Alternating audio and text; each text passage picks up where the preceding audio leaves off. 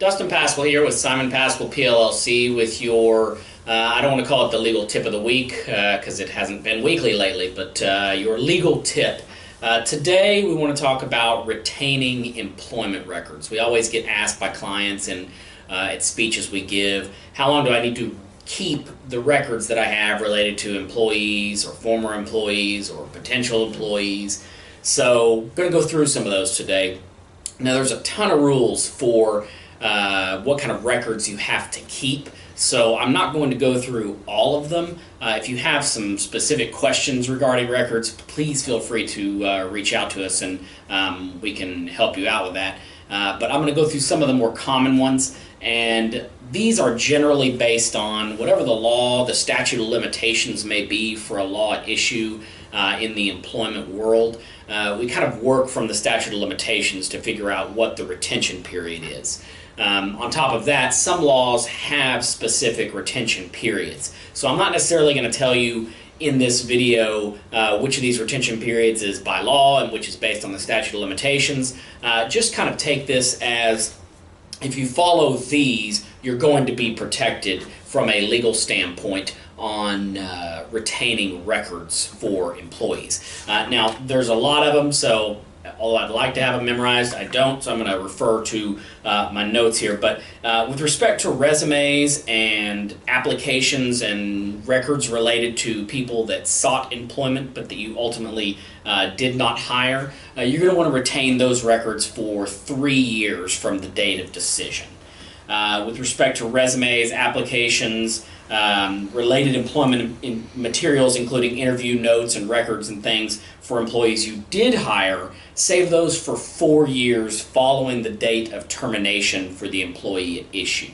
And let me pause briefly to say you don't necessarily have to retain these records in paper form. They can be retained electronically, but in some form or fashion you're going to want to retain these records. With respect to background checks, drug test results, driving records, employment verifications, etc., you're going to want to retain those records for 5 years. Now let's go to kind of specific employee records once you've hired them. Terminated employees, with respect to the I-9, you want to keep the I-9 the later of 3 years from the date of hire or 1 year following the date of termination. So that's how you want to keep the I-9 form.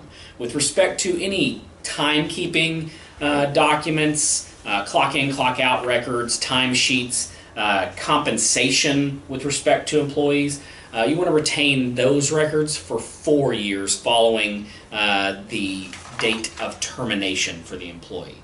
FMLA and USERRA records you want to keep for 3 years following termination. Performance appraisal and disciplinary actions keep for 4 years following termination.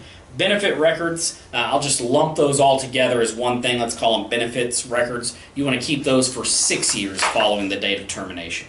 And then workers' comp records, you really want to save those for 4 years following the date of illness or injury, but there's a caveat there. If the illness or injury is related to hazardous materials, you have to retain those records for 30 years. The reason that one is specifically so long is because the idea that sometimes these hazardous materials, the illness that arises from them, lies dormant for quite some time before it ever appears. So that's the reason for the length there. So I know I went through a lot there, but you really have to look and make sure you're keeping all these records so that if an employee comes after you later, or if a government agency comes in with respect to an audit, you have all these required records. So keep them paper form, electronic, however it's best for your company, but make sure you're keeping them. So there's your legal tip. Thanks.